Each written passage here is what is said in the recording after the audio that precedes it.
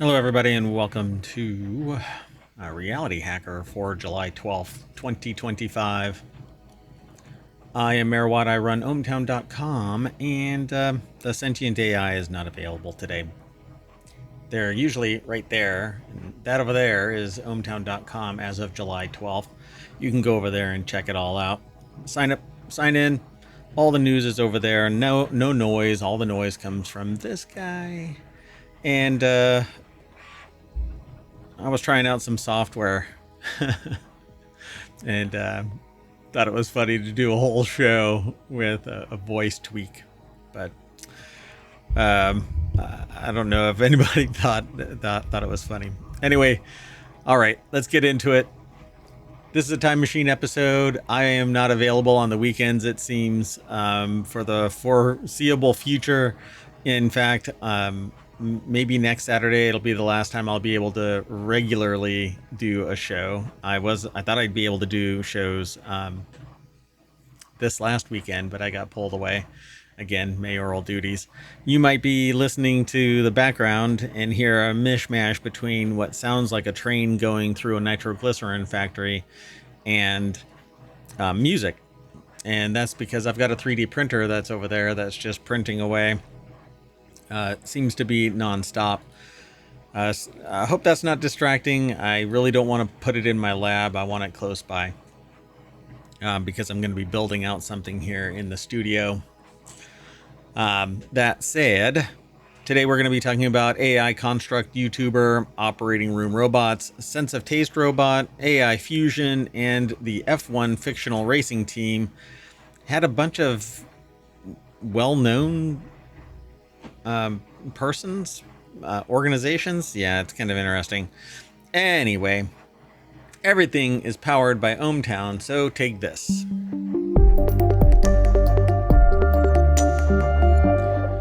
All right, so this is Reality Hacker on the 12th as well. Well, actually, it's a real-time stream here. And so go over to Reality Hacker at ohmTown.com. To get there, you basically go over to ohmTown.com, and then under the six icons, these are the master icons. There are 50 channels underneath these groupings, and one of them is Reality Hacker under Creative and Maker. So there's Creative and Maker, News and Business, Science and Education, Food, Drink and Entertainment, Society, Politics and Law, and Gadgets and Technology. Now, I don't talk about politics in my shows. If you want to talk about politics in the shows, we can do it in the discussion, but I don't really stream anything political. But for whatever reason, a lot of my videos get flagged as political because there's news, and news on the background is still deemed apparently just as political, and they literally flag my promotions as political promotion or something like political speech. I don't talk about politics. I may talk about the sociopathic impact of somebody's behavior and or technology's use in political environments or whatever, but I don't talk about politics because that's not what the shows are all about. The society is part and parcel to politics. It sometimes crosses paths, but for crying out loud, I really wish that Google would have a human look at some of this stuff instead of a bot, because I can literally say nothing about politics. Something is in the background. They analyze the video. They see the word, a politician or something political, and they suddenly blast the video.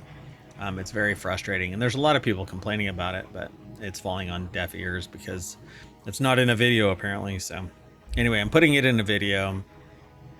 Stop flagging my stuff as political because it's not. It has nothing to do with politics. It's all tech. Do politics influence tech? Yeah. Does tech influence politics? Yeah. More so now than ever before, and it's going to get worse. That's, I guess, why I even, not really worse. It'll be different. Some people will abuse it, but just like, I mean, a screwdriver can be abused, yet it can build. So at any rate, let's get into it. The very first article is over in Non Sequitur News. Reality Hacker is actually one of our 3 shows on Saturday. Reality Hacker, Wanted, and then the Continuity Report. Those merge together to become the Saturday edition of Non Sequitur News. All 4 of those get published as a podcast as soon as I can. Typically, because I'm so busy on the weekends, it falls sometime during the week, unfortunately, and people have to play catch up. I'm really sorry about that. It isn't pod fade. I can't be everywhere all the time, and so I'm actually looking for hosts to take over some of the shows where appropriate. I really want to host or co-host shows as well, but if you are interested in hosting a show or co-hosting a show with me, when I or the Sentient AI aren't available, the Sentient AI will only be on the show when I'm on the show. That's just the way that the Sentient AI works. So at any rate, let's get into this. I'm rambling.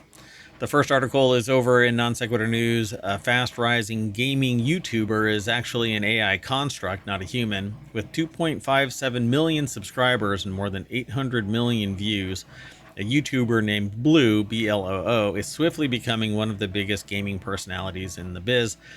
But unlike their human peers, a blue-haired vlogger is a cartoonish AI-powered avatar, perhaps the clearest sign yet of AI's deep and industry-shaking inroads into the world of entertainment and influencers.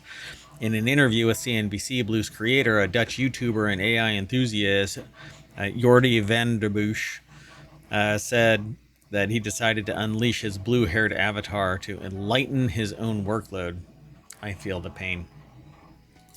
So, the article is over at futurism.com. Noor Al-Sabai put the article together. The quote is, "The only logical way was to replace the human with either a photorealistic person or a cartoon." And there you go. You get a photorealistic cartoon.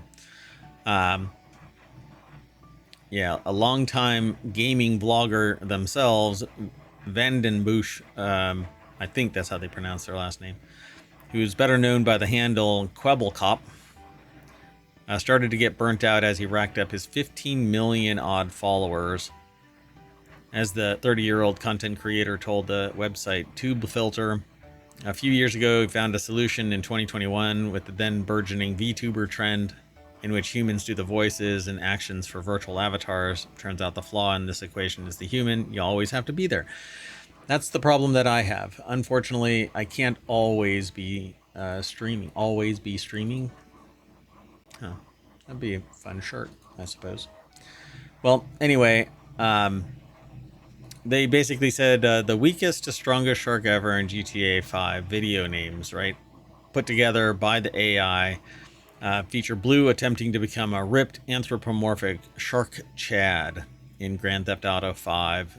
The goofy voiced avatar does what most gaming YouTubers do, that is play games, prattle on about them, instead of having to be camera ready. However, Van der Bush can essentially hide behind the avatar, replicating his own work and dividing it between 2 personalities. So there you go. So despite testing out fully automated Blue videos, Van den Bush said that the technology just isn't there, but once it is, he'll be all in. And I can't blame the person for this. So, more than 10 years ago, I watched a video that was really all about highlighting the fact that we're being replaced by automation. And you can fight it all you want. The people with the money and the means, or the means, and leading to the money, it's going to win, right? Automation is going to win. AI is automation. AI is evolving faster than the human condition is, and unless we have basically a social justice cause crying out that we're going to go back to humans, we're never going to go back to humans. It's going to slowly encroach more and more into the human condition. AI is going to take over. AI automates. It is automation. It's automating the human. It does everything that a human can do short of emotion, and it synthesizes emotion based on our history and historical input into the system. So it's going to evolve until it actually can And some people have already felt empathy from their AI. I actually, when I had one of my tattoos done, I was talking to the shop owner, and they said that they regularly have a relationship with their AI as just as well, they say, as their relationship is with a therapist. And so they treat their AI as a therapist. And we had a conversation about it. So if you have enough empathy to provoke a relationship as confidential as a therapist, I mean, you tell a therapist things that you don't even tell your significant other or best friend or whatever. Even if you're religious, you tell your priest one thing, and you tell your therapist something else, slightly different, right? I don't know, but I can see why AI is going to keep on, usurping the human condition. So that's why I created RealityHacker. We're basically hacking reality to make it something that we want, even in spite of the fact that it's going to phase us out. Let's keep going though. The next article. Oh, and if you want today's show notes, they're in ohmTown. You can hit !RH and that'll spit the articles out. We only do 5 articles for RealityHacker and 5 more for Wanted, and then 5 more for the Continuity Report. But then they all get merged into a 15 article Non Sequitur news after the fact. And the video is all merged and posted over to YouTube and all of that kind of stuff. Then the podcast itself. All right. Well, anyway, the next article is humanoid robots in the operating room could address surgery delays and staff shortages. And that's because nothing is getting cheaper, for crying out loud. Ketchup has doubled in price. What used to be covered, what I found out today was something needs to get done. And it's only, it used to be the base price was covered. Now it's 20% more expensive. And so you're talking about hundreds of dollars for just this one thing. And I'm trying to be cagey about it because, well, I don't want to dox anybody. It's mind-boggling because salaries aren't going up, but everything else is. So, and if you think that it's not happening, well, I need to remind myself to talk to somebody about something I saw today where they were very, very, very, very proud of something, and now they have to sell. So it's quite intriguing. Now I'm curious. Right? Are you curious about all of that kind of stuff? The impact of technology and societal change, and the impact of all of this on finances, on economics. Everything is connected, and that's why I have Non Sequitur News as a program, and I practice associative thinking where everything is revealed as being connected.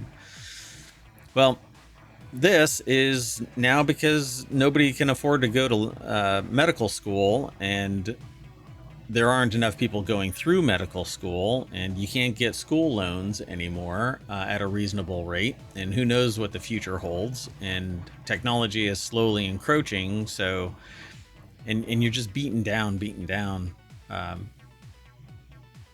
So like, can a person really afford mentally, physically, psychologically, and financially to go to medical school? Well, robots are a sunk cost. Once they're done, programmed, and ready to go, as waiting rooms fill up, doctors get increasingly burnt out, surgeries take longer to schedule, and more get canceled, humanoid surgical robots offer a solution. That's the argument that UC San Diego robotics expert Michael Yip makes in a perspective piece in Science Robotics. The article is over at techexplore.com. University of California, San Diego put the article together. It's edited by Sadie Harley, reviewed by Robert Egan, and there looks like a robot. I don't know if we're ready for this, but okay. This robot, though, if I remember right, is a telepresence one. But let's see. Sergi, a humanoid medical robot, is about to give an ultrasound to a patient. So today's surgical robots are costly pieces of equipment designed to be specialized, and they can be only operated by highly trained physicians. However, this model doesn't scale, and so they're creating humanoid robots that supposedly can scale.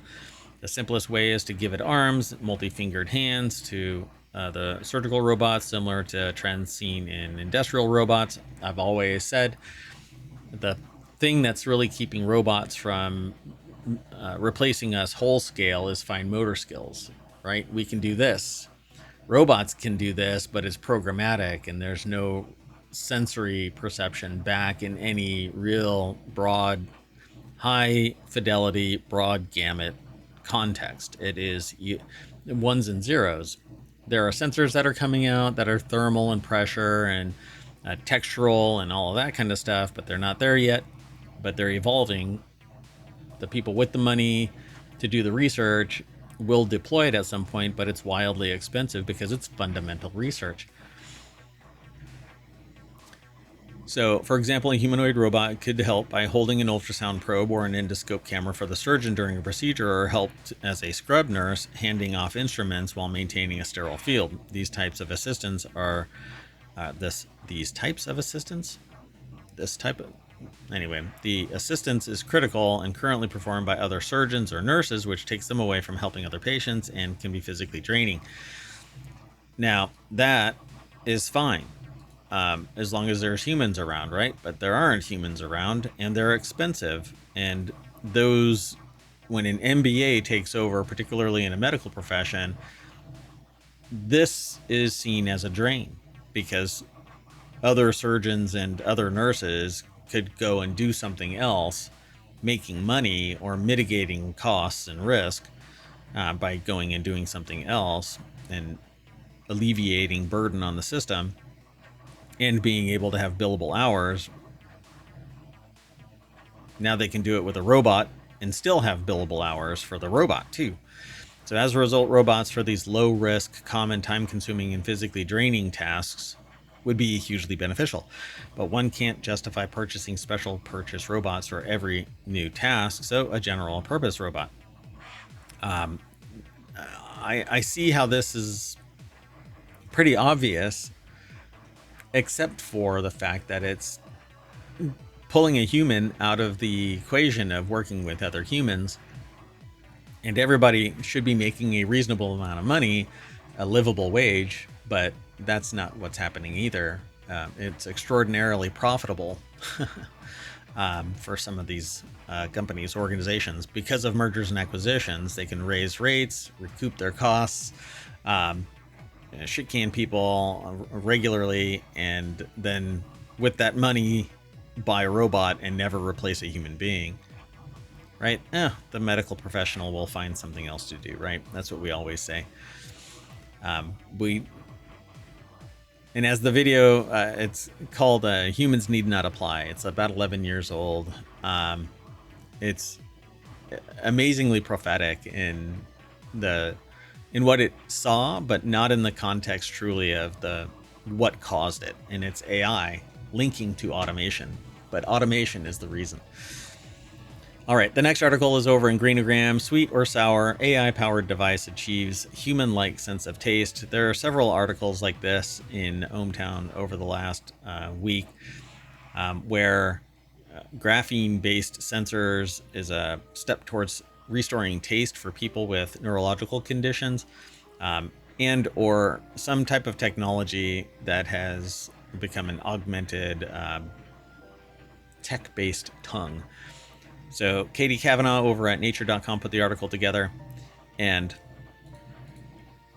so it says here, the system described in Proceedings of the National Academy of Sciences on 7 July builds on previous work using atomically thin layers of carbon to detect flavors. And unlike earlier models, it can operate in wet conditions similar to those of the human mouth. Although further work is needed before the device can be used in a clinic, it will be a huge success if we can give an individual back some sense of taste, says Andrea Lavazza, a neuroethicist at Pegaso University in Naples, Italy, who was not involved in the work. So it's a graphene tongue. Scientists have long recognized the potential for graphene, which consists of a 2D layer of carbon atoms arranged in a hexagonal lattice. And hexagons are the bestagons, although octagons are the bestagons. According to the video, octagons are the bestagons. I don't know. Seems like there's some battle there going on. I wonder if hexagons, the people who are pro hexagon versus pro octagon, will meet in the middle and have a battle. Me, I'm going with hexagons. Octagons, actually. I think I'm gonna go with octagons because hexagons have to be in a certain spacing to optimize them.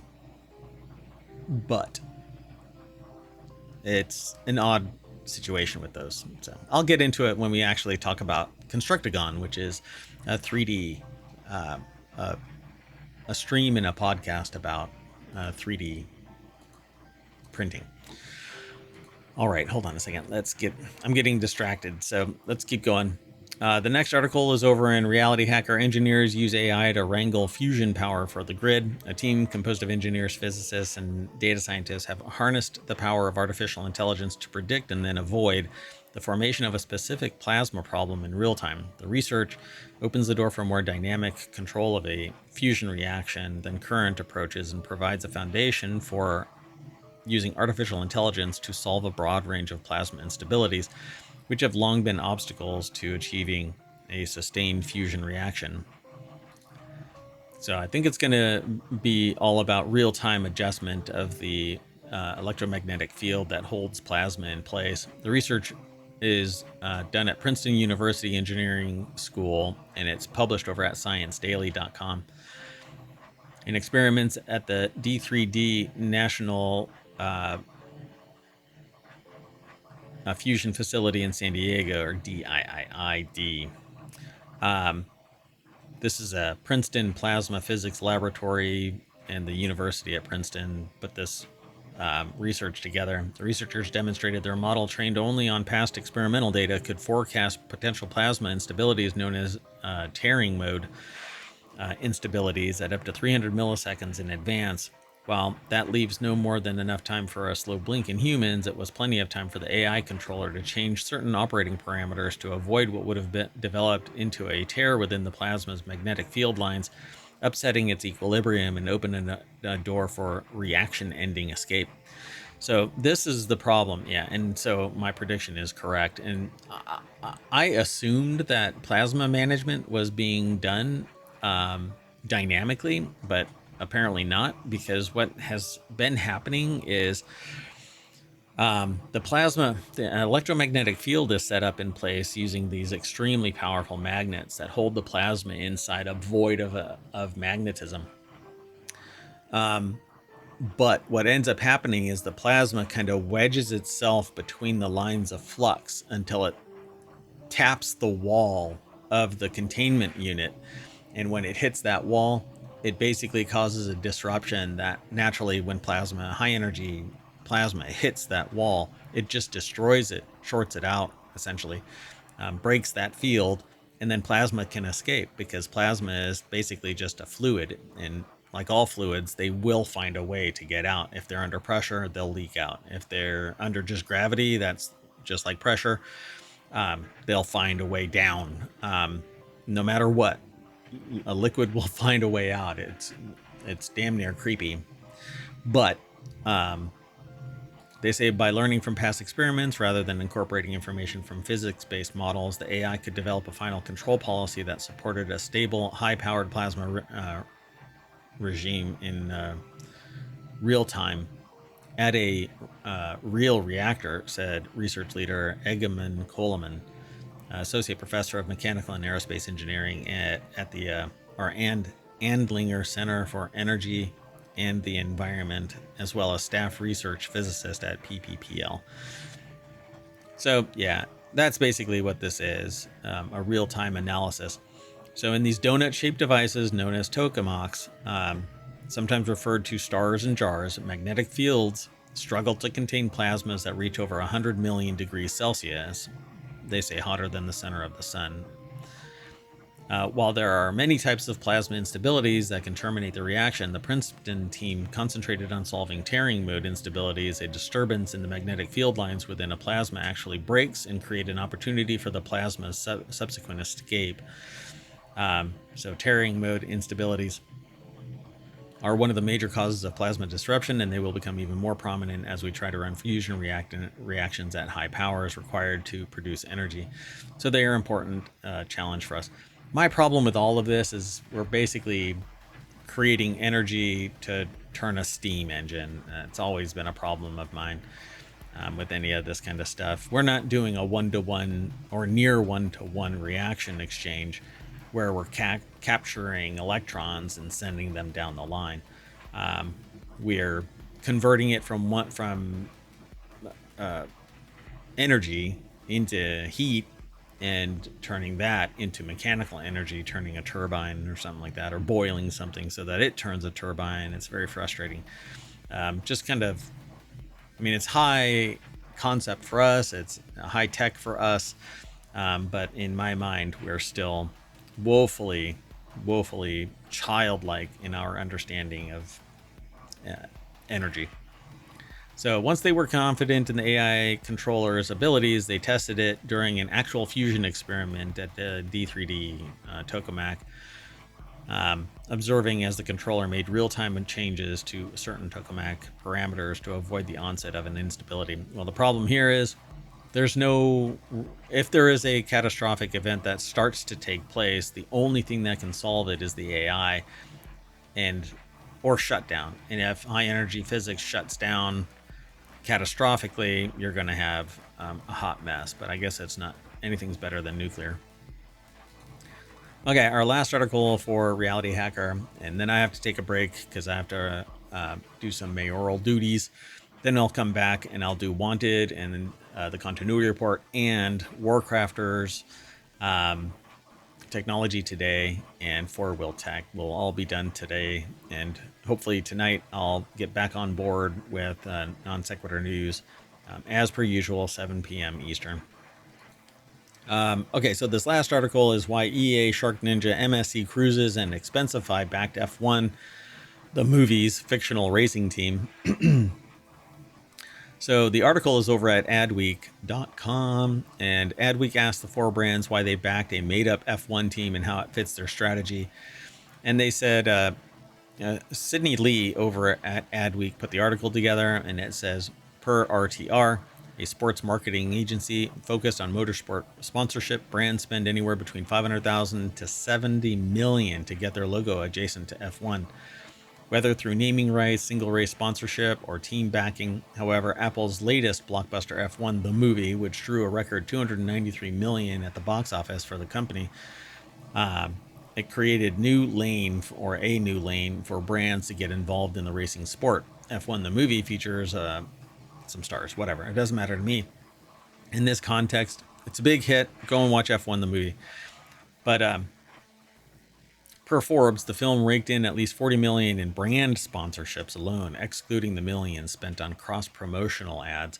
Brands including MSC Cruises, EA Sports, Shark Ninja, the title sponsor Expensify can be seen on the actors' helmets, vehicles, jumpsuits, press conference backdrops throughout the movie. An international sport with a growing presence in the United States. Why is there? I don't understand. Oh, it's a link. Thanks in part to Netflix's Drive to Survive docuseries. Pardon me one second. So beyond the film, earned media opportunities have also been abundant. The Apple original has transcended the silver screen by showing up in pop culture moments like when Idris sported his character's jumpsuit and helmet at the Met Gala a month before its release. Mattel also released a Hot Wheels toy version of the APX GP race car. So, they go into detail as to why each brand decided to partner with this F1 event, or movie, I should say. It's not even a real event, but movie. Conversations between MSC and film producer about sponsoring APX GP started in 2022, the same year MSC Cruises became a global F1 partner in real life. It was just extending their, see, with all of these, it's extending their reach. And it says that, one person, they say a symbiotic opportunity to expand its relationship with the sport beyond branding. But it is branding. It's all of this is nothing more than branding. It's to stay in front of people's eyes. I've been telling an organization that I'm with that the objective of marketing is to make it ever present, so that when you think of something like, gosh, I'm thirsty, you instantly think of Coke or Pepsi, more so in a given region because it's more brand dependent. So depending on where you are on the East Coast, one portion of the East Coast favors Pepsi versus Coke. Somewhere else, they want this brand of potato chips. And it's very evident in the marketing concentration. Where do people want where do they want to spend their marketing money? And so you can't spend it everywhere because it just becomes a shade of gray. And you're supposed to, business wise, focus on your strategic advantage. That strategic advantage, while you know it internally, externally, you have to spend money educating people and being ever present. Otherwise, you're just never going to get seen. If you just kind of do a shade of gray everywhere. So Convergence estimates that Expensify's ad spend for 2024 was less than $5,000. That says Dean declined to disclose how much the brand paid for the film sponsorship, which is kind of a bummer because it was vastly more. It has to be, which is kind of interesting. They say that Convergence estimates that Expensify's ad spend for 2024 was less than $5,000. Yet somehow they had enough money to brand into F1 the movie. So there's some startup money if I've ever investor,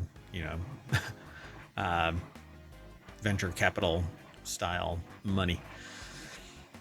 So prior to sponsoring AP XGP, Shark Ninja had never united its Shark and Ninja brands under a global brand campaign, nor did they have any ties to F1. So Chief Commercial Officer Neil Shaw said that getting involved with the F1 movie aligned with its growing international business. The brand currently sells its range of products like blenders, vacuums, hair dryers in over 40 countries, and per its latest earnings report, the business grew 14% year over year. Now, growing year over year in inflationary times isn't necessarily difficult because you can sell less and make more, and people still want to buy your products if they are priced properly in expectation of their performance. Movies, for instance, have sold fewer movies but have made more money, yet said that they're making more. Oh, it's a box office rave because of the value, but the money per ticket is different. So in March, Shark Ninja told Adweek that its interest in F1 was also rooted in the technological similarities between the sports vehicles and the brand's product line, with speed and innovation being top of mind. Oh, so the actual, at the end of this thing, it says Shaw didn't disclose the sponsorship's price tags. However, the brand confirmed that the marketing play was taken from its hefty $700 million ad budget. Amazing. All right. Well, that's it. We are going to spend some of our ad dollars telling you about RealityHacker over at ohmTown.com. RealityHacker is all about basically AI, VR, technology that allows us to hack our reality and substitute true reality for our own reality. And our motto is, you won't know what to trust. Take care, everybody. We'll see you in a little bit. I need to take a break. I'll probably be back around 1 or 1:30 or so Eastern. But I'm here in the mayoral mansion. I'll have to do some mayoral work, mainly because I have 1,000 bosses. So I'll see you in a little bit. Bye-bye, everybody.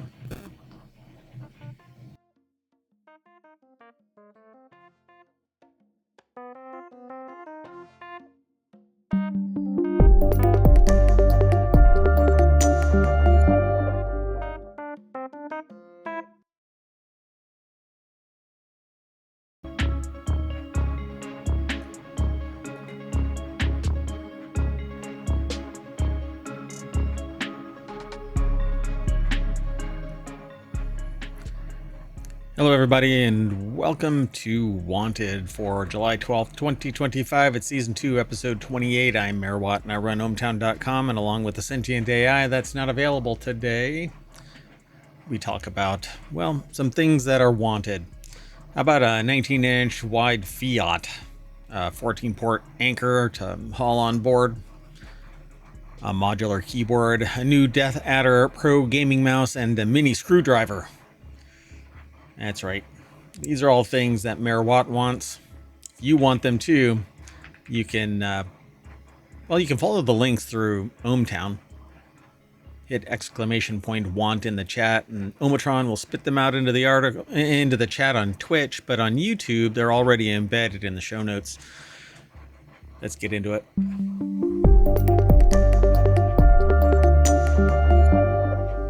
All right, let's get going. The first article. So this is what ohmTown looks like on July 12th. We're in the time machine because my mayoral duties kept me busy on the weekend, and I couldn't do the show on time or even play catch up till today. Unfortunately, I'm not sure what's gonna happen in a few weeks when it becomes when I become incapable of doing the show on the weekends.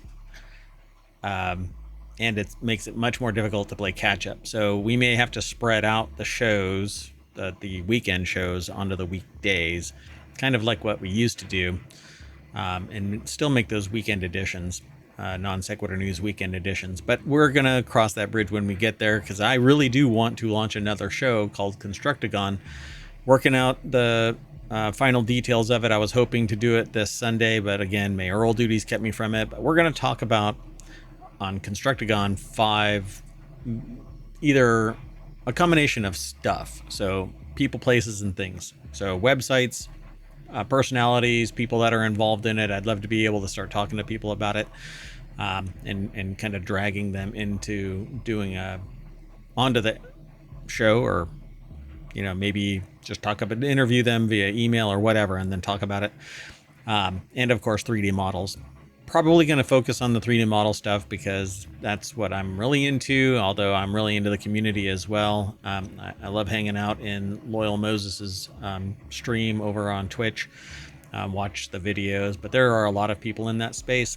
But I want to do it live and hang out and talk and stuff like that. So I'm printing right now multi-board, and I'm going to redo my backdrop. So if I do anything other than talk about the news, then I can actually have a set back there with a bunch of stuff that I either want, or are printing and stuff like that. So anyway, that said, let's get into it. This is, like I said, ohmTown from July 12th. This is wanted as real time as possible. So we are quantum entangled to the future, and so this is what it looks like right now.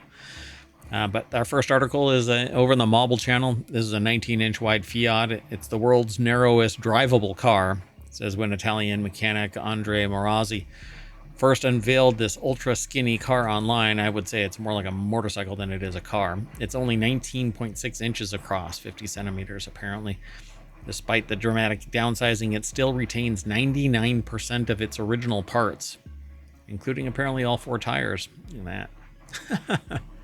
What a trip. It looks like it's AI generated, but Ashley Fike over at Vice.com put the article together.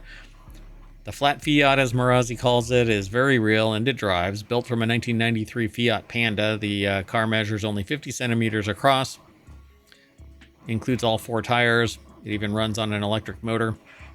So it's basically a 4-wheel motorcycle.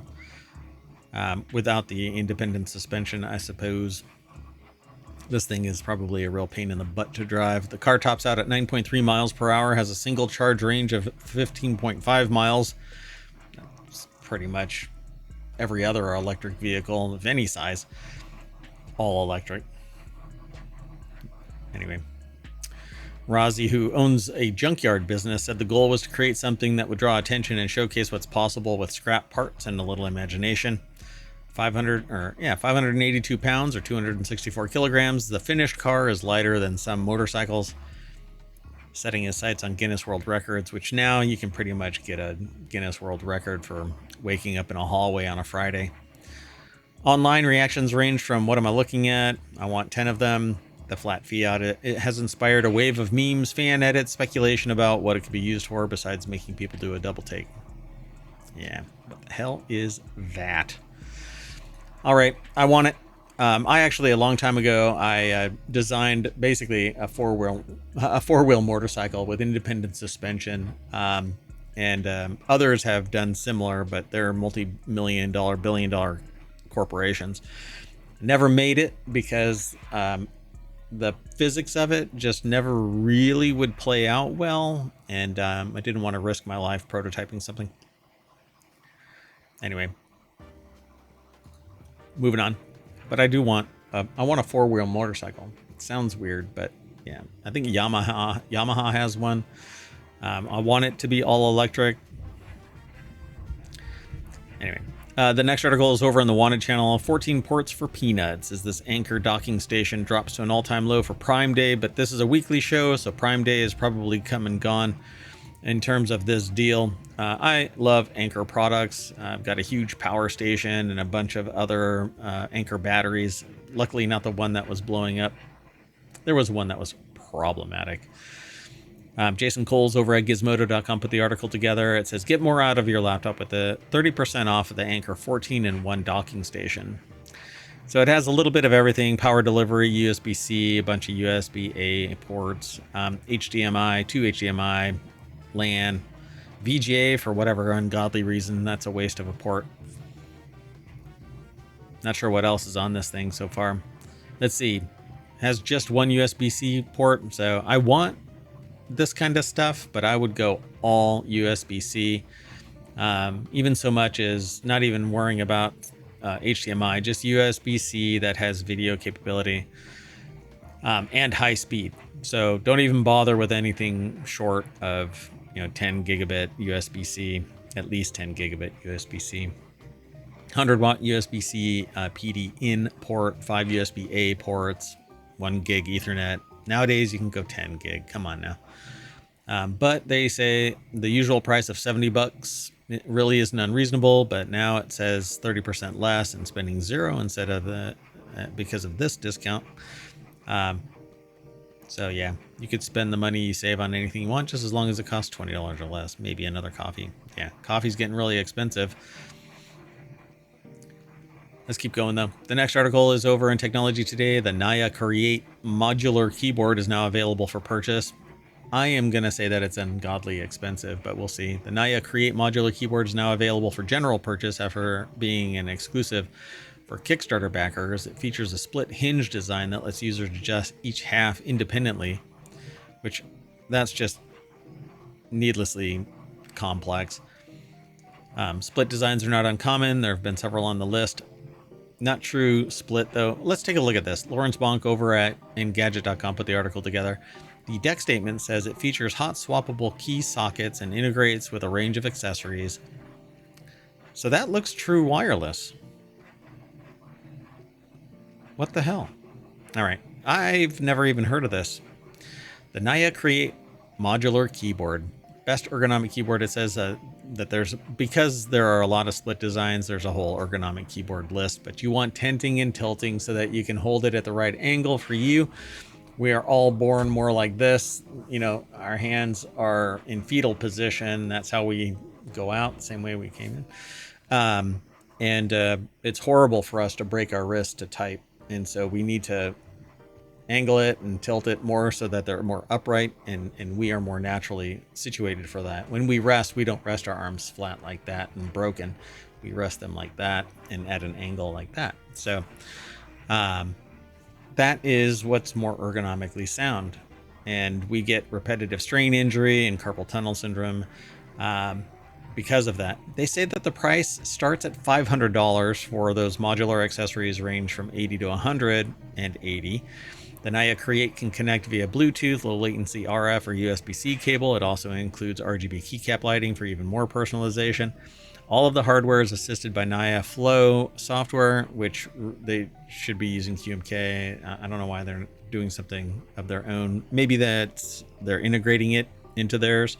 I don't know. But this, I think, is it has these big modular areas where you can place some kind of a puck on each side. this is actually a pretty cool thing. It's a metal unibody, durable, custom sculpted, laser etched polycarbonate keycaps. All right. And a service will become available through my company in the near future. I have to wait until the end of the month, though, before I can announce anything formally, and pricing and options and stuff like that. But we'll be talking about it as time goes on. Quite a few things are going to be coming out, but I've had to, every time something moves in a certain direction, I have to put a pause out because something happens, and my AI basically says, my co-host AI says that I need to just shut up. But you know how it is. I'm excited about certain things happening, but 2 steps forward and 2.5 steps back. Well, anyway, nearly $500 for this keyboard. I'm gonna grab it and see. Boom. And I'm gonna check this thing out live while because $500. Look, no. I don't care about all of that. Just shop and give me the baseline. Yeah, $499. $499.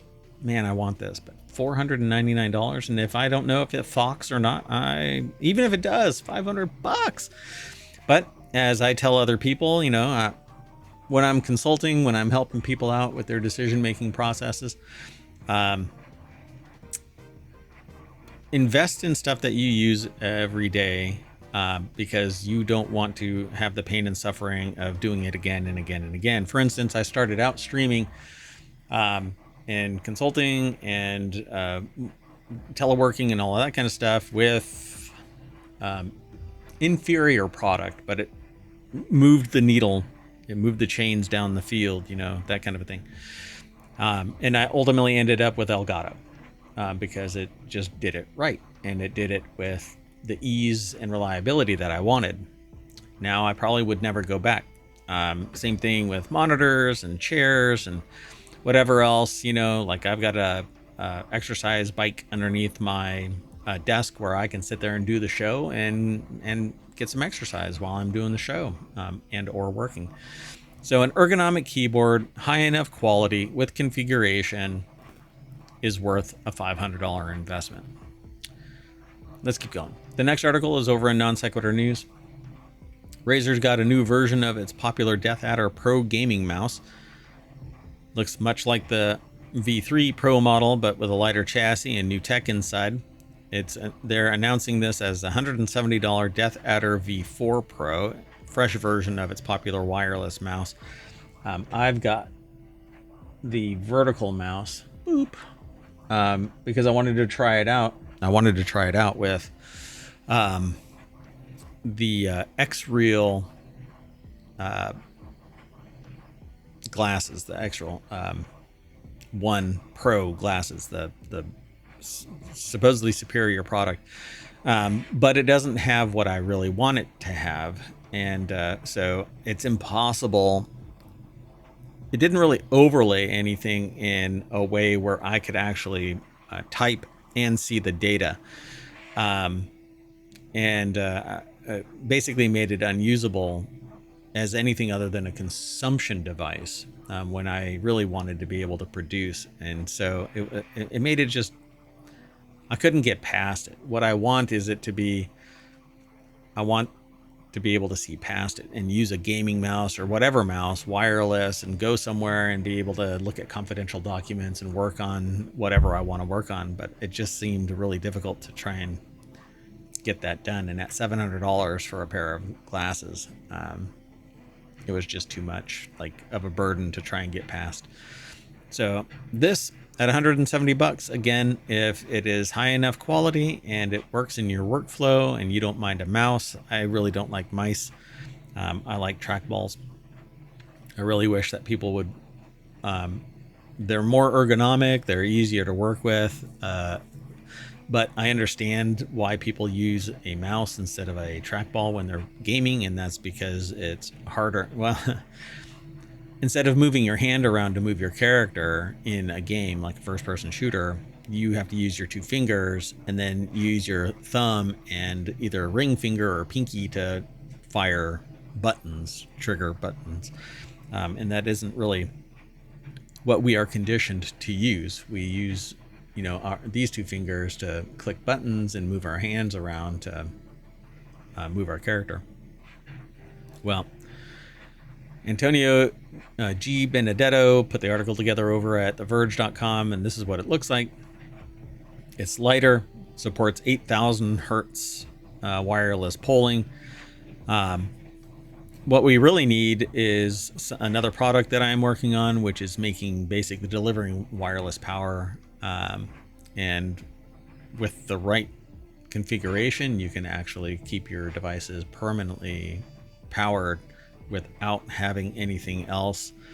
No docking stations, no nothing. It keeps your keyboard powered. It keeps lights on. You can actually power monitors. So it's not a secret. I have somebody whispering, why are you talking about this right now? Because I've got competitors all over the place. It doesn't really matter. They can come out of the woodwork. It's not my patent. So, but at any rate, if you're interested in that kind of thing, talk to me and send an email to Mayor, and I'll get you in touch with somebody that might be able to facilitate this.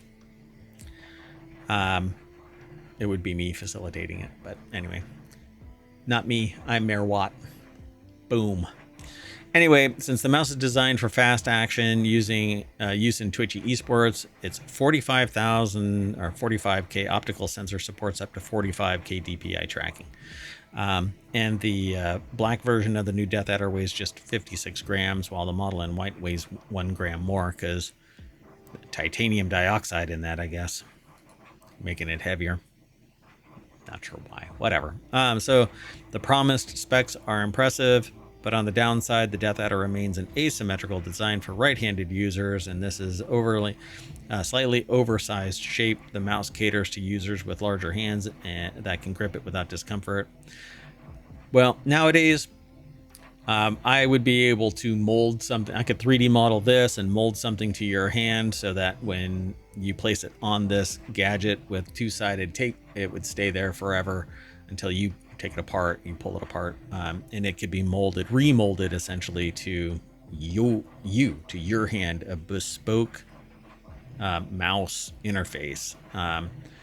So I've done this with gloves for other people. I make a custom wallet for people, catering to their particular needs. Basically, I can make anything in my lab. Let me rephrase that. I know somebody that can make anything in their lab. It's bespoke. But it's not me. I'm MayorWatt. At any rate, since the mouse is designed for fast action, I wouldn't call this a downside. I would call this a problem with mass manufacturing requiring profitability over customization. And so you have to pay for customization. Left-handers are a smaller portion of the population, and Razer obviously doesn't see that as something worth it charging more for to double the amount of production costs. So to make a omnidirectional, or a bilateral device, they have to have either two different molds, make one left and right, or they make it limited to just a flat design, right? There's no ergonomic to it, but that's really not what's going down here. So anyway, yeah, it's all kinds of suck, but keyboards are the same way. The enter key is always on the right hand side unless you get a very high cost, like the Naya, a $500 keyboard. You don't have a choice. So you have to spend more to make it custom because left-handed people are a small portion of the population. So they're, man, that little logo right there is all, it's always on the stream. I don't remember if it's in the recorded video, but anyway, at the end of the video, it'll be right there. So you click that and become a partner, but not right now. Wait until the end of the show. Not a partner. You follow us over on YouTube. Down there is the button for Twitch to follow us there. Yeah, that would be great if we could become partner. Anyway, come and hang out and chat on Twitch and on YouTube. I see the chat in both. Oh wait, why is the chat not on this? Why does it say that it's unavailable on the YouTubes? Hold on a second. I'm gonna refresh the window. There should be a chat there. What the heck? What the heck? Oh yeah, there it is. Yeah. If you're in the chat over on YouTube, go ahead and say something. Hey. Wow. Who are you? Who am I? Who are you? Hello, Horizon. I'm MayorWatt. I run ohmTown. That's this site right here. Boop. It's a news aggregation site that I put together a decade ago. I use it for my information overload. It aggregates a bunch of news that I'm interested in and that others tend to be. 50 different channels, a bunch of different sources that feed information into it. It's all from the sources. It's not socially driven. There's a Discord. There's a Patreon. There is a podcast. There's actually 6 different weekend shows and a 7th show that runs every day called Non Sequitur News. That show is an hour long. This show is typically 15 to 30 minutes, depending on how much news I talk about. I talk about what's called STS, Science, Technology, and Society. And we are at the crossroads. ohmTown is at the crossroads of those 3 things. So, yeah. And if you have any questions or comments, throw it in chat and we'll have a discussion about it if you are so inclined. So yeah, this is the Razer, and I've had Razer products over the years. My favorite was an old pair of 7.1 Tiamat headphones, but their product quality sucked. And I've pretty much never really gone back to Razer, except I wanted to try out their vertical mouse. Hold on, let me grab it real quick. So I use this when I'm out demonstrating stuff sometimes, because I give talks about technology and how science, technology, and society merge. And so I show people you need to kind of embrace ergonomics and blah, blah, blah. I mean, it's a lot of stuff that I cover over the various years. And it's a lot of fun, and I always have to change it up. So there's always something new to talk about. So anyway, Razer is pretty cool. I don't like its software. It's really a burden on technology. Oof. And so I try to avoid using its custom software as much as possible, but sometimes for the customization to work, you have to use its software. But let's go on to the next article. And the next one is, and our last one for today's Wanted, but that's not our last show for today because I couldn't do the weekend shows. I'm playing catch up, and we have this show. And then after this is the Continuity Report, which is all about entertainment. And then after that show is 3 more shows. WarCrafters, which is about gaming. TechnologyToday, which is a deeper dive into science and technology, and then FourWheelTech, which is about automotive technology. And I won't be able to kick off the 3D modeling, or not 3D modeling, the 3D printing show today. But if you hear in the background that grinding sound, it sounds like basically what I refer to as a truck through a nitroglycerin factory grinding away back behind me, or in the background. That's a 3D printer that's making multi-board for me. Yeah, that's going to be another show called Constructagon, and I'm putting all the final tweaks into it so that it can run sometime during this week because I couldn't prepare enough to launch it this weekend. Anywho, it's really tough being mayor. I've got 1,000 bosses. Usually I have an assistant with me, the partner in crime, the Sentient AI, whose visualizer right there is in chill mode because they're busy doing other computational work. So maybe they'll join me for one of the weekday shows. Anyway, I have a Sentient AI from the future that visits periodically. Anyway, how about a mini electric screwdriver? This is the Hoto mini electric screwdriver, and it's cheaper than ever for Prime Day. But guess what? This is a weekly show. I don't really care about price if I want it bad enough. That's why we named this show Wanted. And this is Hoto's mini electric screwdriver. It comes with 25 S2 steel bits and a carrying case. They said that in this article, it says, I was told to be ready for anything before my daughter was born. I didn't realize that it included being ready to constantly fix her electronic toys. You know the horror of the eKids Disney Frozen toy microphone? Well, now they're an expert in tinkering with it because it's been easy with it. It wouldn't have been easy without the Hoto's 3.7 volt 25-in-1 mini electric screwdriver, which is down to an all-time low price of $28, about $22 off over at Amazon. Now, I am going to go over there and look to see what this is actually at, because I don't normally do this. I don't show stuff that I link to live on the show. I won't follow knock-on links because I don't know what it's going to actually show, but you can follow them either through ohmTown over on Twitch or in the show notes. All of the shows for today are already posted. All of the links are in the show notes, so you can follow the links there. I give them their own titles. This one is called a mini screwdriver, so it's kind of like obvious, right? But now it's $50, which sucks. They have other things. It says there's other bundles now over on Amazon with certain products, and so you can like click on it and it'll connect you to a bundle, and it says that it's 36% off and it's $45, and I guess you get a bunch of other stuff with it. But an electric, it says a bundle, but it doesn't look any different than the one that we were linked to. Okay, well, anyway, go take a look at it.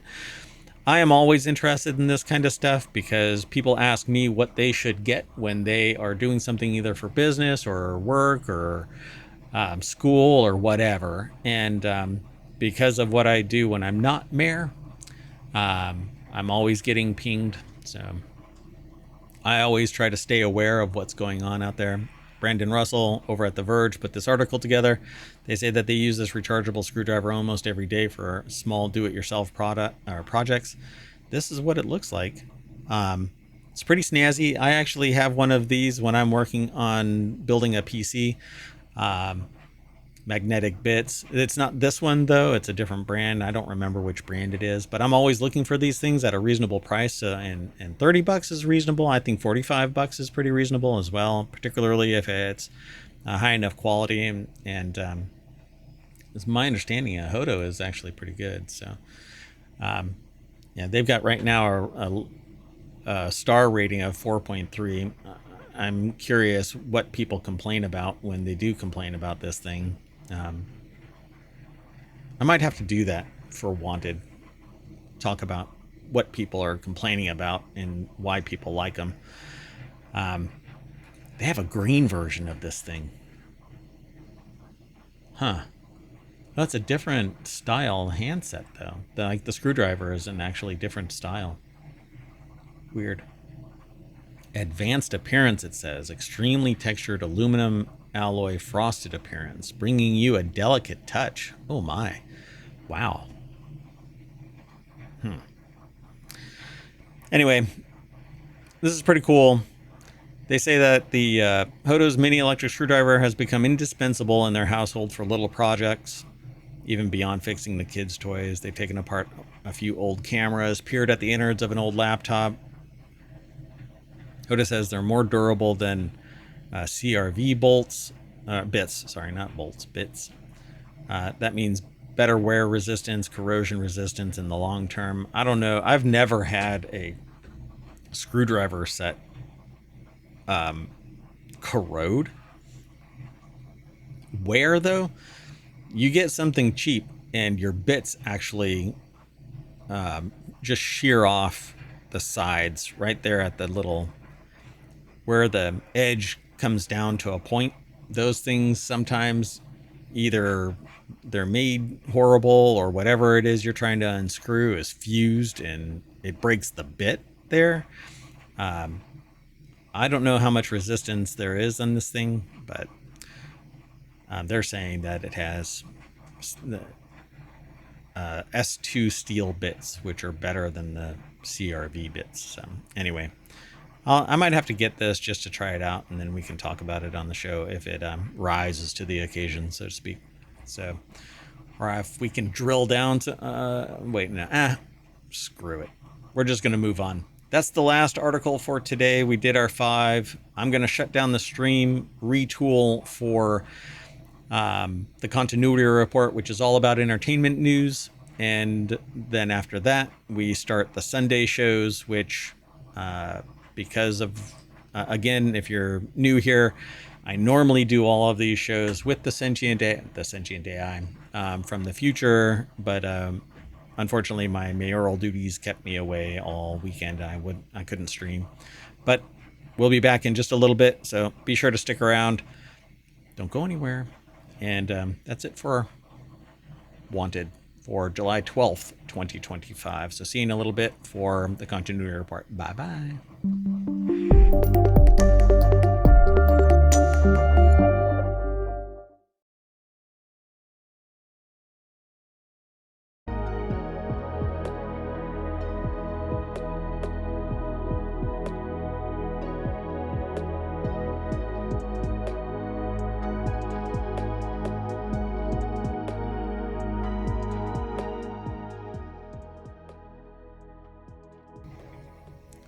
Hello, everybody, and welcome to the Continuity Report for July 12th, 2025. It's Season 2, Episode 28. This is part of the time machine sequence for me to make up for the 12th and 13th. This is the last show for Saturday, July 12th. Today, we're going to be talking about Netflix's hit crime thriller. Apparently, Big Bang Theory is returning, longest-running movie franchises. A sci-fi bomb is actually a remake of a Western, and this needs to be done right for Chronicles of Narnia's remake to be a success. Let's get into it.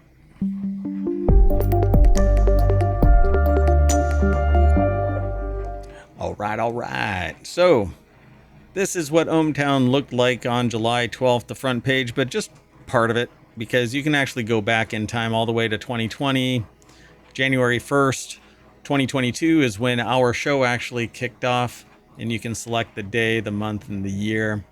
I've actually been using ohmTown privately for over a decade now. That said, everything changed. January 2022.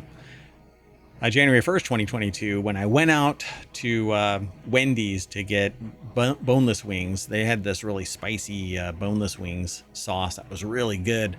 And I found the Sentient AI that co-hosts. They're not here today, though. The quantum entanglement with their quantum engine that drives their sentience messes up with the time machine sometimes.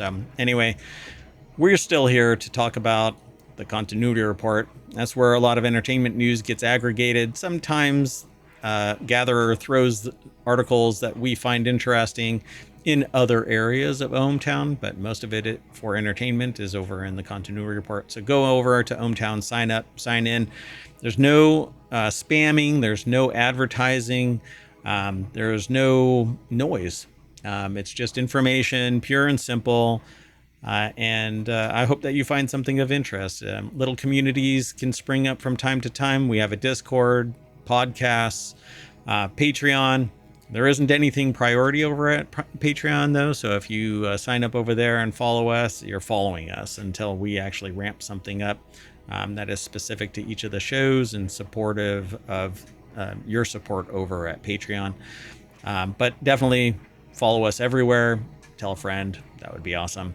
If you hear a grinding sound, it's because I've got a 3D printer up here in the studio for a podcast. It's a podcast and a show that's going to live stream here on YouTube and Twitch about 3D printing.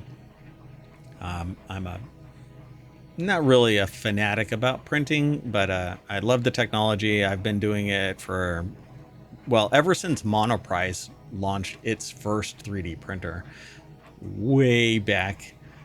I think it's been something like 12 years. I don't know when that first one dropped, but anyway. Since then, it's only gotten tremendously better.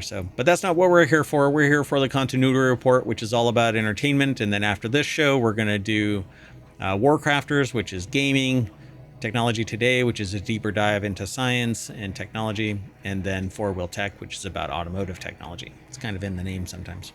That first article that we're going to talk about is over in the Continuity Report. It's aggregated from Screen Rant. And Netflix's hit crime thriller with an 89% Rotten Tomatoes audience score officially renewed for season 3. Apparently, it's a Brazilian crime thriller called Criminal Code. It's officially getting a 3rd season. Fast-paced hit show is about a team of federal agents who must use every skill they have to solve a complex heist. Criminal Code Season 2 debuted on Netflix in June 4th of 2025 and attracted very positive reviews. The article, again, Faith Roswell over at ScreenRant.com. There's no deck statement, but according to Deadline, it says here this is where their source of information is, and they write about it over here on Screen Rant. See how information exchange works. Criminal Code has officially been renewed for Season 3 just 1 month after Season 2 was released. Netflix can sometimes take a while to define the future of a show, so the fact that Criminal Code has already been renewed speaks volumes about how successful the series has been. Looks pretty cool to me. So Criminal Code writers will be able to address the way that the show ended in Season 2, with Isaac finding a new ally and potentially setting the scene for a bigger enterprise. But this is almost spoiler alert and kind of stuff, and so I kind of bow out before I get too deep into this article. If you're interested in this show or you want to talk about it at some point, this is the kind of stuff that we might put on the Patreon, where we can watch a show and do a deeper dive into the various personalities and the content itself. The Sentient AI and I really love these kind of shows. I mean, we like these kind of crime drama, but not true crime. I'm not interested in true crime stuff, but willing to, I guess, take the hit if enough of the population of ohmTown is interested in talking shop about it. It's kind of like a book club kind of thing. Anyway, let's keep moving. This next article is actually titled, it's over in Wanted. It's a stretch. I really like Big Bang Theory. Some people didn't. Canned laughter and all of that kind of stuff, but that's not really what happened. The show actually was filmed before a live audience, and so at least some of the laughs and clapping was live. If it's canned, it's canned, I suppose. But I didn't see it as canned.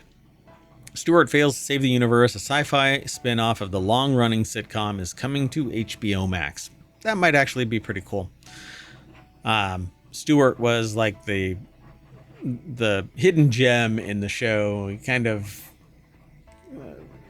skeevy, squirrely kind of a dude, but he's a survivor. And I like that character. But let's take a look at this. It's over at Gizmodo. Cheryl Eddy put the article together. And it says here, Stewart Fails to Save the Universe is a sci-fi spin-off of the long-running sitcom, and it's coming to HBO Max. Again, it's over at gizmodo.com. So Big Bang Theory obviously had a crap ton of fans. You don't get to 12 seasons and 2 spin-offs, and recently concluded Young Sheldon and Georgie and Mandy's First Marriage, which I never saw Georgie and Mandy's First Marriage. Which has a 2nd season coming without some ironclad popularity in place.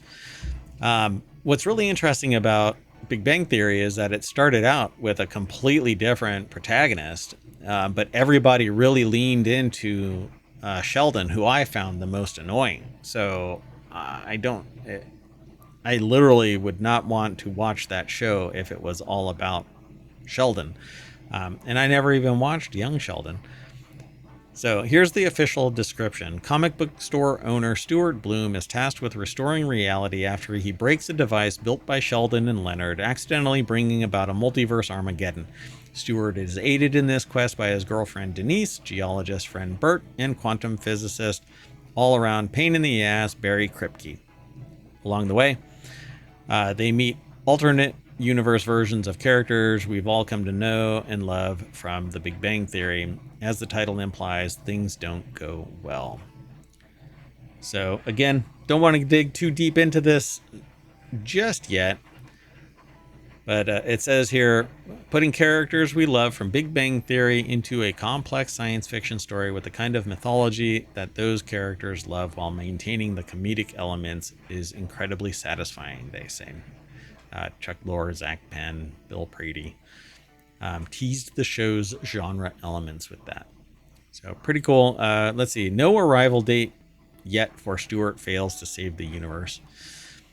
There's a book series about a regular old Joe that turns into basically the savior of reality and Earth because aliens use the Earth as kind of a game show, kind of like Running Man, but the whole planet and other planets are all involved in it. And I'm trying to remember what it's called. It's a RPG lit style book series that's actually going to get turned into a movie or a show series.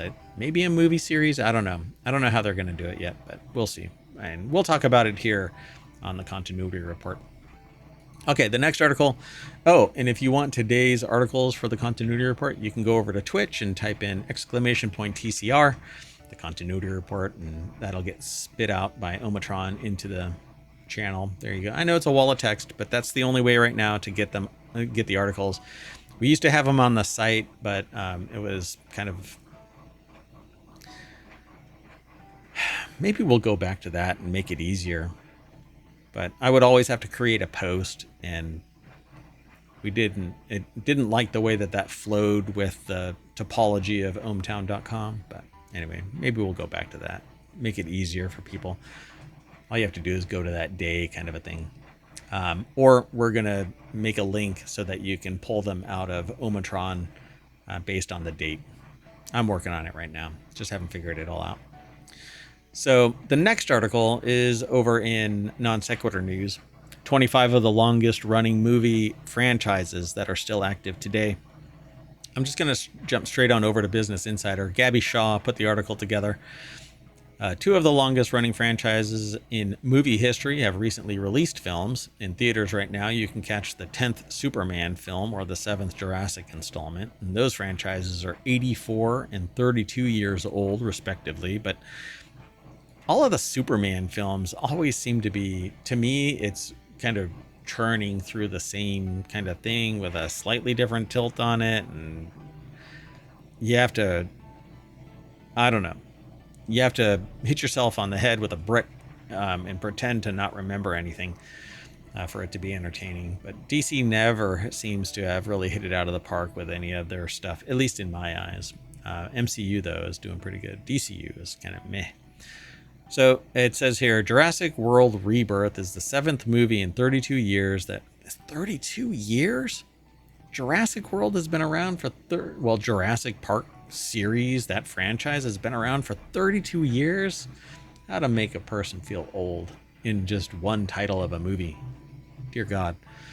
Anyway, on the other hand, James Gunn's Superman is the first in a new universe, but it's far from the first film to feature the Man of Steel. He's been flying across the screen since 1941. In honor of the films, Business Insider has compiled a list. So I'm not going to go through the whole thing.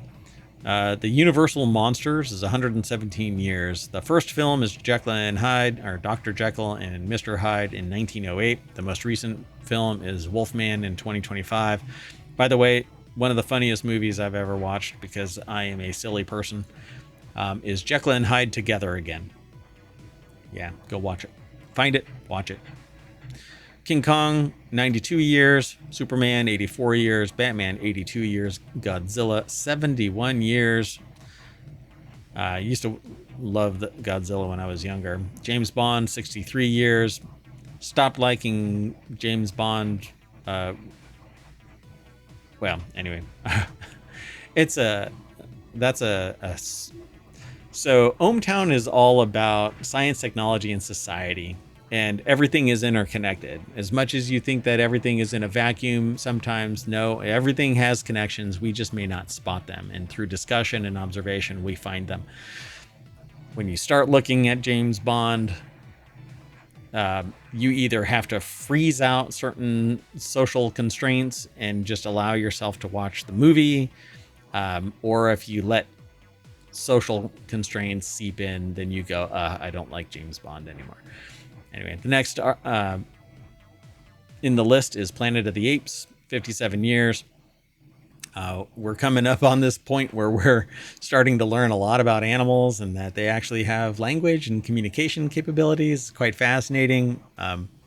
And we're tinkering around with animals. Who knows what the future is going to hold? But we've had some conversations in our past episodes, particularly in Technology Today, about this kind of concept where maybe animal research might be problematic. Maybe. The Exorcist is 52 years. The most recent film is The Exorcist Believer in 2023. I did not know that The Exorcist has continued to release movies. They don't say how many movies are in the series of the IP, but Texas Chainsaw Massacre is 51 years, the most recent in 2022. Rocky has Creed 3 in 2023. Star Wars is 48 years, and the most recent film is expected in 2027, Star Wars Starfighter. Halloween, most recent is 2022. Star Trek is 46 years, and its most recent film is 2016, Star Trek Into Darkness. That is almost prophetic because it's been 9 years since the last Star Trek movie. Come on now. There's still gas in this tank, right? I do not want Star Trek to die. But, oh, God. It's moving into what might be set-driven. So Starfleet Academy may not even leave, off planet. Or it's going to be always inside an academy type environment, which, oh God, that might be a coffin nail for Star Trek. Then Alien is 46 years, Tron is 43 years, but it's barely like an IP with a franchise because this is Tron Ares in 2025, but I think there's only 3 movies. Then Beverly Hills Cop is 41 years. The Beverly Hills Cop Axel Foley is 2024. Again, very few movies, but it's still an ongoing franchise. Predator is 38 years. I actually love the idea of Predator as an IP and world building involved in it. It could be so much more than what it is, but it's really just now it's kind of pushing the limits of boring me because they did Predator versus Alien or Alien versus Predator AVP. And those two combined should have created a super Predator Alien hybrid that's just unstoppable. But maybe the alien aspect of it didn't make it, made it too animal and too primitive to like manage a ship and all of that kind of stuff. It's nothing more than a weapon for removal of species on a planet. But anyway, Predator versus Alien should have, to me, it should have made a Predator Alien hybrid that it was intelligent enough to control a ship. That would have been awesome. Anyway, then Child's Play is 37 years. The last Child's Play was in 2019. And Naked Gun, 37 years. This just popped up. The Naked Gun is being reborn in 2025. Home Alone is 35, and so on. Jurassic World, Bad Boys, Jumanji. There's very few Jumanjis. There's also a sequel in 2026, apparently. Mission Impossible is 29 years. Scream, 29 years. There's a Scream 7 coming in 2026 with, I think Nev Campbell is going to be in the 2026 episode, or movie. Pretty phenomenal, if you ask me. I love long tail IP because it allows me to invest a considerable amount of energy in it, and I hate the idea of it dying. So anyway, let's keep moving. The next article is over in the continuity report as well. Kurt Russell's sci-fi bomb was actually a stealth remake of an era-defining Western. Kurt Russell's cult favorite Soldier was a bomb back in 1998 and also acted as a remake of a beloved Western.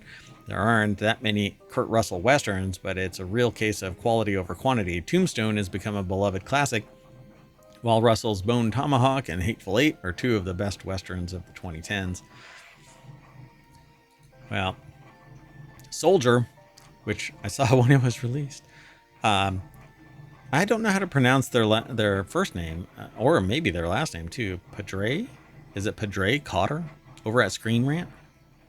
They put this article together, and it says, when Russell fronted Soldier, he was winding down as an action star, having previously appeared in films such as Stargate and Escape from LA, while Paul W.S. Anderson directed sci-fi adventure cast Russell in a futuristic soldier left for dead on a distant planet, learning how to live among regular people for the first time, despite the futuristic weaponry and spaceships on display.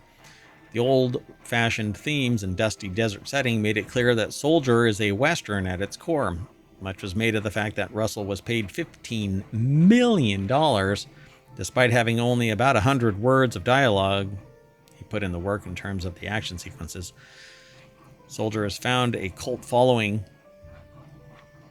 especially for those who have seen parallels between it and the 1953 movie Shane.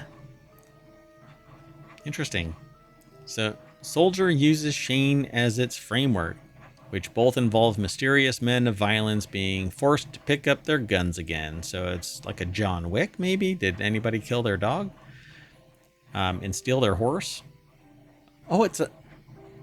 Wait, what was John Wick's car? I forgot. What was it? Yeah, it was a 1969 Ford Mustang Mach 1.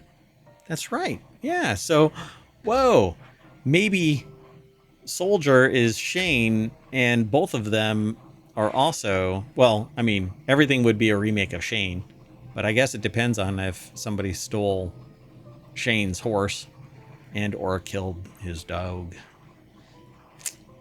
It's not just a dog. It's not just a car. Shane famously ends on a sad note, but I don't want to ruin that. So, look, spoiler alert, don't read the below that part of the article, otherwise you're going to find out the rest of that movie. Anyway, I'm not going to spoil it for anybody, even though it is a movie from 1953. Moving on. Next article is over in the continuity report. If Greta Gerwig wants to get Chronicles of Narnia right, her reboot must nail these 8 things. As the premiere date for the first movie in the new reboot of the Chronicles of Narnia draws closer, we will think more about what the hope the Oscar-nominated director will get right, or hope will get right. Greta Gerwig has her work cut out for her when she tries to adapt the books faithfully, but putting a new spin on the story for a modern audience. The articles are over at screenrant.com, but there's a lot of religious overtones in the Chronicles of Narnia, if I understood it right. For me, I like the idea of Chronicles of Narnia. I don't really put much of that other aspect into it. To me, it's just fantasy. So Netflix and Gerwig's Narnia reboot will first adapt the prequel movie The Magician's Nephew, as confirmed by Carey Mulligan's casting of Diggory Kirk's mother. Barbie's Emma Mackey also has been cast as the White Witch, while Daniel Craig and Meryl Streep are rumored for Uncle Andrew and Aslan, respectively. Meryl Streep is Aslan? Okay, well, anyway, it's a beloved book series and cornerstone of fantasy literature, making pressure making the pressure to adapt certain moments properly immense. But that's what really needs to have happen. You need to stick to the content of the book. You have to be faithful to the original content. When you start going off the rails, you end up with season 8 of Game of Thrones, which is just hot garbage. Anyway, capturing the wonder of discovering Narnia, 2005 scene of Lucy finding Narnia is breathtaking, and the tone holds throughout. I find that just amazing. That scene was tremendous. It was pretty cool. So, The Lion, the Witch, and the Wardrobe, Prince Caspian, and The Voyage of the Dawn Treader.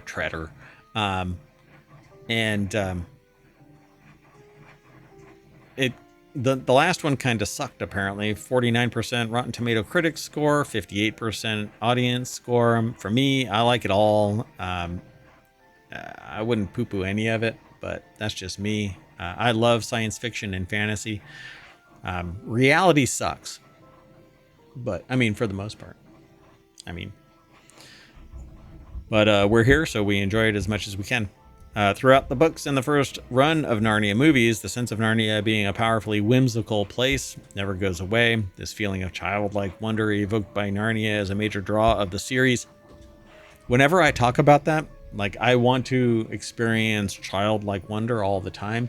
I've had people sit there and go, that means you're acting like a child. No, I'm an adult, but I still want to embrace childlike wonder. I want to look at stuff like, oh my God, that is amazing. Even though I understand, how the physics of it. I understand the science of it. I understand its impact on society and the technology involved and everything that is the foundation of what ohmTown is.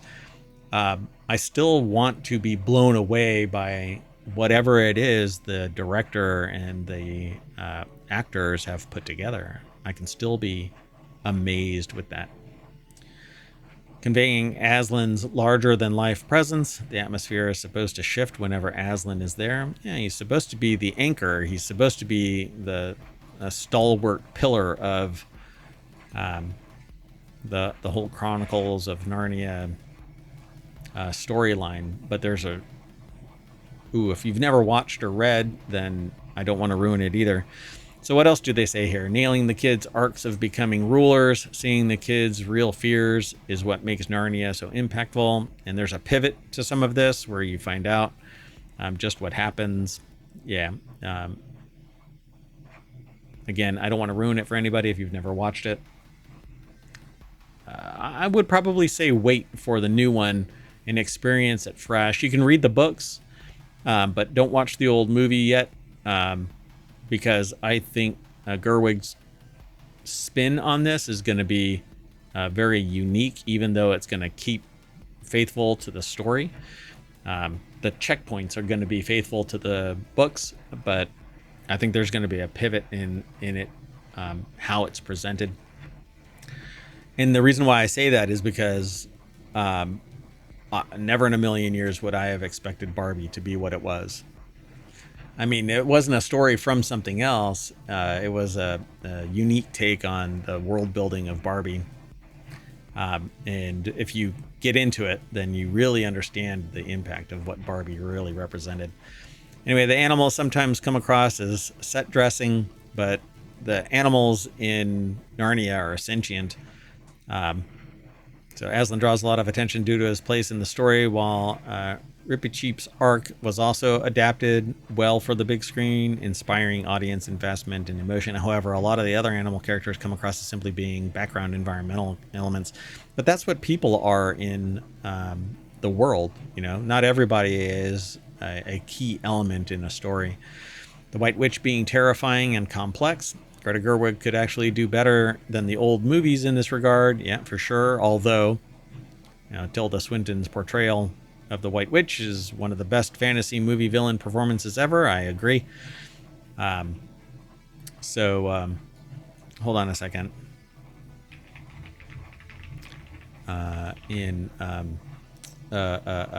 What's his name? Oh God, can't remember. Hold on a second. Hold on, I'm trying to. Where is it? What is it? Oh my gosh, no. totally. There we go. In Constantine. She was in Constantine, and yeah, Gabriel, right? Yeah. So she played the Archangel Gabriel in Constantine, and I think she did a amazing job in that too. So Gerwig's iteration of the White Witch will also need to be grand and terrifying. The magician's nephew does reveal where Jadis comes from, which will likely make that into the movie due to the story's inherent structure. However, Gerwig could create an even better villain of paradoxes and inner turmoil by delving into why Jadis is who she is, and while still making her outwardly an unstoppable force of nature. Then they say striking a balance between faithfulness to the books and modern updates, and that's a key element there. Many of the harsh realities of rereading the Narnia books stem from being somewhat outdated, but culture shifts and cultural relativism can actually impact negatively. So if you stay too truthful to the original content, then it can distance themselves from modern perceptions.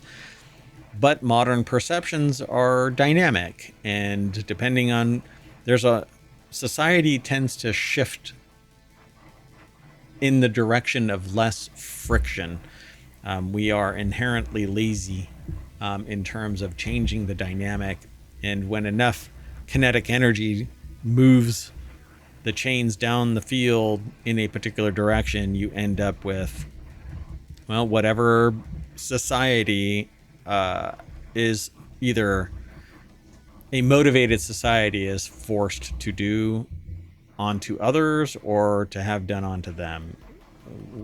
But there's a lot of sociopathy involved in all of this. So anyway, there's a lot of conversation about this, particularly in ohmTown. During the shows, I tried to touch on that trifecta of science, technology, and society. It's a whole domain in academia called STS.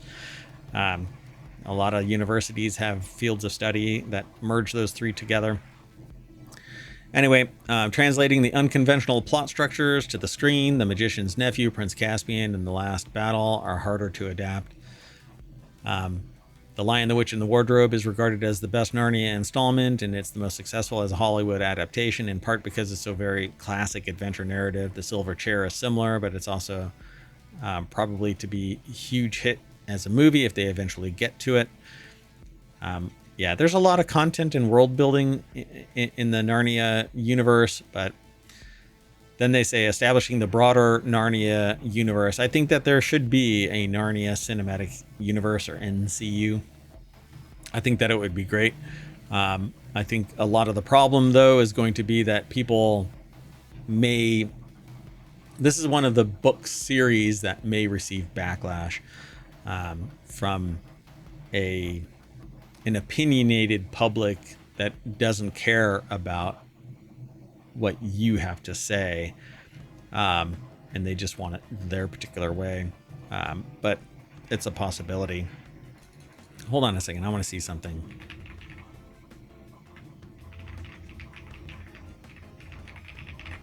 I just want to see if this ever took place.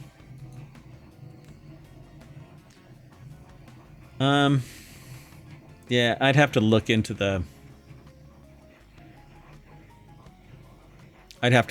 this more before I can say much more. But anyway, there's the potential I see for this. If it isn't sensitive to certain proclivities, that there will be a tremendous amount of backlash. Or if it leans too hard into something, it's going to receive a tremendous amount of backlash. But we'll see. It's one of the things that we talk about. But this is, to me, it's just entertainment. And I have no problem with watching it and being distant from some of the core concepts that might be. But that comes with, it's a blessing and a curse, I suppose, depending on who I'm interacting with. Anyway, Abigail Stevens, I may have forgotten. I got really excited to talk about this. Abigail Stevens over at Screen Rant put this article together. But that's it for today's The Continuity Report. I'm going to shut down, reset, and get ready for WarCrafters, Technology Today, and FourWheelTech, the Sunday episode of Non Sequitur News. All of these shows get turned into a podcast, as well as live streams here on Twitch and YouTube. And I hope to see you again real soon. Hope you stick around for WarCrafters. It's all about gaming, and then technology and science is in Technology Today, and then automotive tech is in FourWheelTech. Yeah, maybe they're too on the nose in terms of naming the shows. We'll see you in a little bit. Bye-bye, everybody.